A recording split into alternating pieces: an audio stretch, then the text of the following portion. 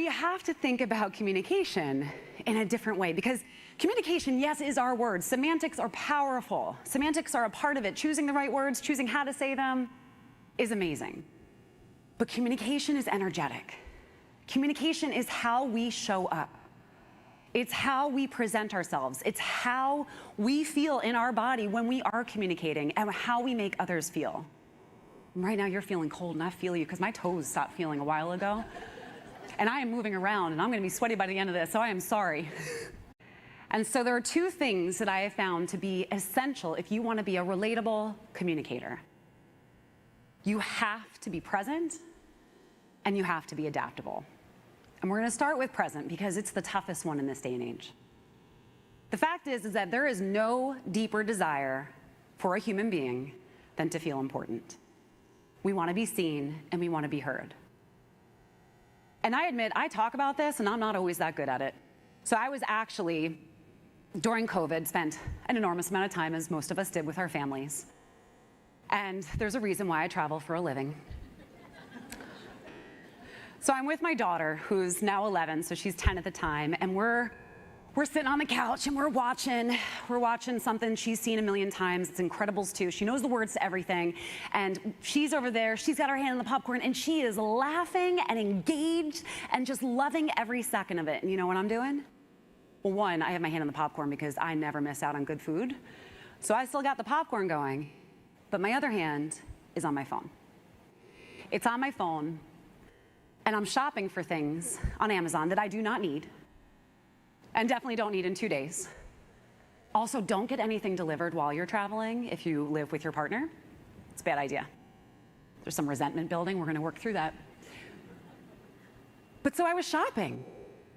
And she looks at me, and she's got these like enormous saucer brown eyes. And she looks at me and she goes, "Mom, can you just put the phone down and watch the movie with me?" I get it. I'm like not an emotional person, but man, it like gets me. It gets me because she's right. She's right. I wasn't being present. And you know how that makes people feel? Have you ever been in a conversation where you know someone's just not there? How does it make you feel? Shout it out. Terrible. Terrible. It's terrible. It makes you feel like you're not worthy of conversation. It makes you feel like you are not important. And if we want to relate to people, if we want to make people feel like they're seen and heard, we have to start with our presence. My friend just sent out an invitation for her party, and she said, "Your presence is far more important than any presence you can bring." And I was like, that's a lie. But I'll be there. We have to start to think about how we show up.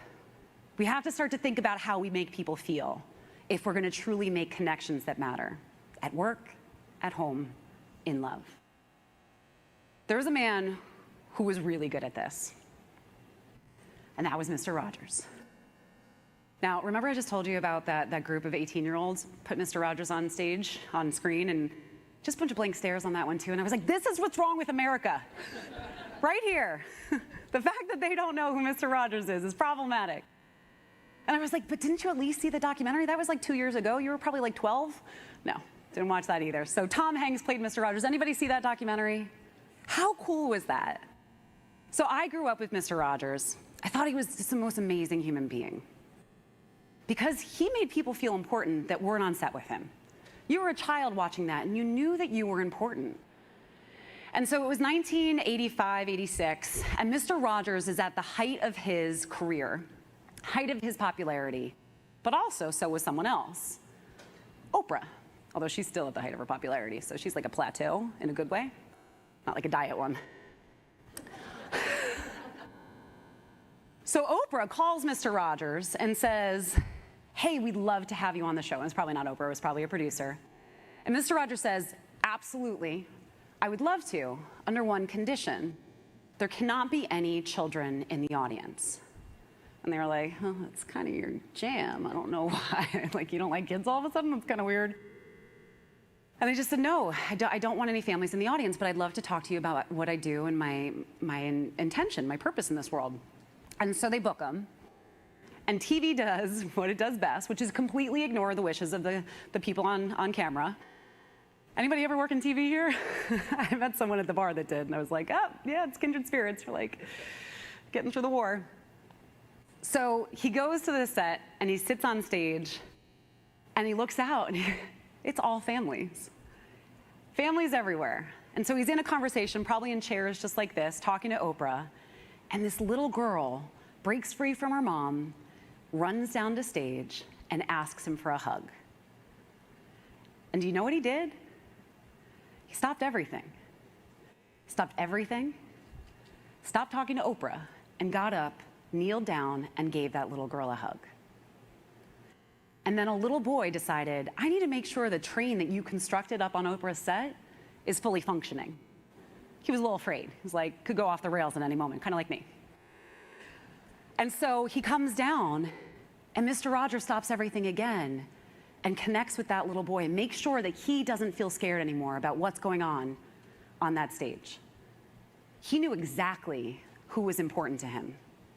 He knew exactly who he needed to make a priority. And he followed that down through everything. And the moral of this story is that if Mr. Rogers can ignore Oprah, I can ignore my phone. If Mr. Rogers can ignore Oprah, we can stop with the distractions and allow the people in front of us to feel as important as those little children did, and to feel as safe. Our presence really comes down to three things, and it's eye contact. Eye contact means that I am invested, I am in. I am here for you, and I am actually invested in what you have to say and who you are. And I know it's hard, and I'm not going to make you do one of those weird staring exercises, I promise. I have done that before on television. They're still angry at me. It's really awkward, uncomfortable, but it does work. Eye contact is real. It really does start to make a connection. And how many here have had those conversations, right, where someone's not looking at you and you're like, what am I doing? Like, why am I here? And so if eye contact is a challenge, which it often is for people, you can baby step into that.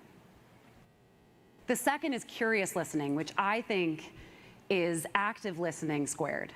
Active listening is cool. It means I am actually paying attention to you. But we have to get curious about one another. We have to get curious because curiosity is where that importance of feeling comes from, where that person that's being asked questions in not like an interrogation kind of way, but they're in front of someone who's actually curious about who they are, what they do, what they love, who they love, all of the things in life that matter to them, it hits differently. So when we think about curious listening, we think, what is that next level of listening I can engage in? How can I get more curious about the people around me, about my teams, about my colleagues, about my friends, my loved ones? Because studies show, and I am a research nerd, that the more that someone talks in a conversation, the highest they rate it. And so that means if you can just get a little curious, you can hack the system. All of a sudden, everybody that you're talking to is going to feel better about you and about the situation because they felt important. And lastly is eliminating those distractions. I get it, we don't have phones anymore. We have little computers, right? That's not a phone. My mom has a phone.